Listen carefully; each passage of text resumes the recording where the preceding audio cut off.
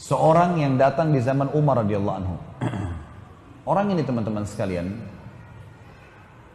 kebetulan Umar lagi duduk. Umar bin Khattab ini suka duduk selesai antara sholat dengan sholat, kayak duhur ke asar, asar ke maghrib. Umar sering duduk di rumah, di masjid, terus dengerin keluhan-keluhan orang. Ada yang punya cerita, sampein gitu kan.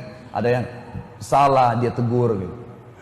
Satu waktu Umar lagi duduk antara duhur sama asar di masjid, ada masuk orang dalam masjid Nabi SAW, kembar, persis sama pakaiannya, model pakaiannya, cara jalannya, postur tubuhnya, warna kulitnya, paras wajahnya, sama persis, kembar. Tapi kembarnya ini agak unik, sampai Umar bilang, Subhanallah, Maha Suci Allah, saya belum pernah melihat ada orang kembar seunik ini. Artinya tidak ada beda sama sekali, semuanya sama. Kata Umar, saya ingin bicara sama orang ini. Maka ada satu orang sahabat Umar mengatakan, saya panggil Amir Mu'minin. Dipanggillah.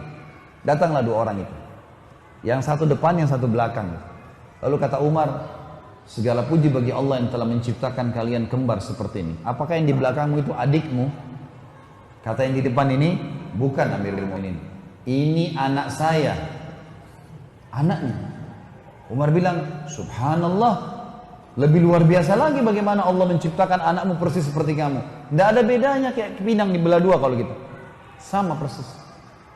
Kata orang itu, ya Amir Mu'minin, kalau anda dengar cerita lahirnya anak ini, anda lebih kagum dengan Allah.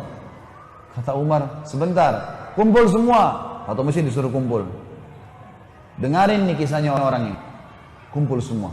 Karena dia bilang, kalau anda dengar kisah lahirnya anak ini, anda lebih kagum dengan Allah. Perkataan dengan lebih kagum dengan Allah ini yang menarik bagi Umar. Kumpul semua, dengarin nih. Kita dengarin semuanya, dengar, duduk. Mulailah cerita orang ini. Dia bilang, ya Amir Mu'minin, umur anak saya ini 19 tahun. Yang lalu, 19 tahun yang lalu, saya pernah berjihad. Pergi jihad. Waktu saya pergi jihad ini, hari pertama saya mau jihad, istri saya lagi hamil, saya baru nikah. Istri saya hamil, ada panggilan jihad, saya mau pergi berjihad. Istri saya sedih, karena saya mau pergi jihad, kita masih baru nikah, baru berapa bulan, dia juga dalam kondisi hamil. Saya tahu kesedihannya, takut sendirian. Maka sebelum saya keluar dari rumah, saya pun memegang perutnya sambil berkata, saya menitipkan bayiku ini kepadamu ya Allah. Itu bahasanya. Saya titipkan bayiku ini kepadamu ya Allah. Lalu dia bilang, orang ini bilang, saya bilang sama istri saya, tenanglah, Allah akan menjaganya.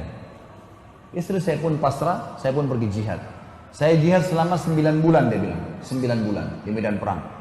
Setelah 9 bulan saya berpikir, kayaknya sudah tiba masa melahirkan istri saya. Saya ingin balik ke Madinah, ingin melihat. Kembalilah dia. Dia dari kota pindah ke kota jihad.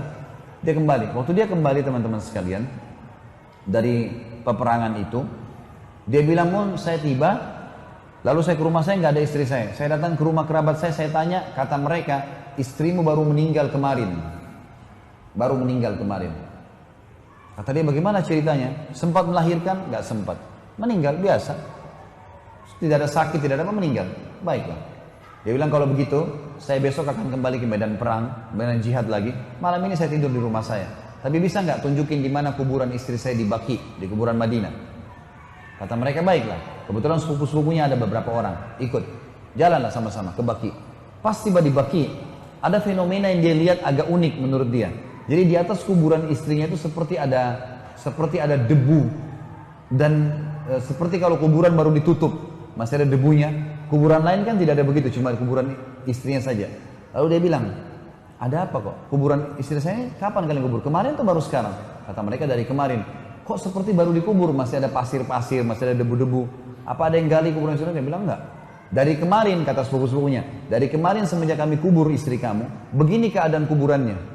Bahkan kalau dari jauh kelihatan sekali debu itu. Dari luar kuburan Baqi kelihatan sekali. Orang bisa tahu kayak seakan-akan kuburan baru ditutup. Padahal dari kemarin. Kata suaminya, demi Allah saya tahu istri saya salihah. Gak mungkin ini tanda keburukan. Pasti tanda kebaikan. Karena istri saya sangat baik. Patuh dengan saya, jaga ibadahnya dengan Allah, gak mungkin. Ayo kita gali. Digali sama dia.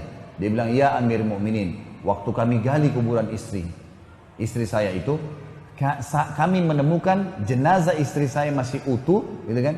Dan anak ini, ditunjuk anaknya, lagi ada di bawah rahim istri saya, lahir, menangis bayi ini.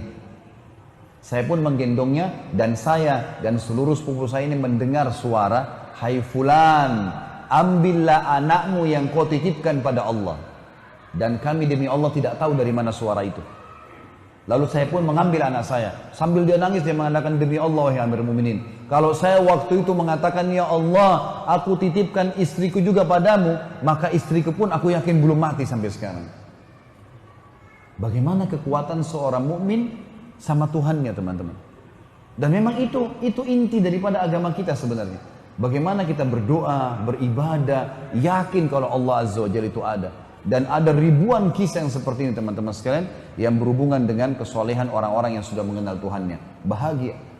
Mereka sangat bahagia. Musibah bisa dilaluin, nikmat bisa disyukurin, segala macam hal bisa menasihatin orang, dan seterusnya. Ini hal yang paling mendasar dan tinggal sabar.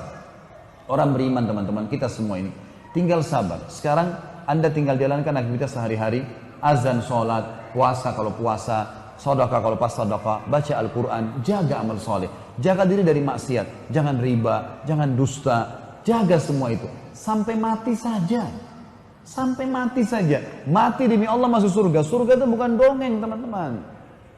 Keyakinan seorang mukmin, rukun iman kita yang kelima, hari kiamat. Hari kiamat masuk dalamnya kematian, alam barzah, hisab, surga dan neraka. Itu dasar. Hadis Nabi SAW ribuan, ratusan yang menyebutkan masalah surga dan neraka ini. Ada semua. Ini fenomena bukan main-main. Daripada Anda menjadi orang yang bermaksiat, jelas dadanya sesak, tidak tahu harus kemana arahnya, dibenci oleh Allah dan hukumannya ada. Maka jadilah orang-orang yang baik, teman-teman sekalian. Sabar sedikit dalam ketaatan, maka kita akan mendapatkan yang terbaik, insya Allah.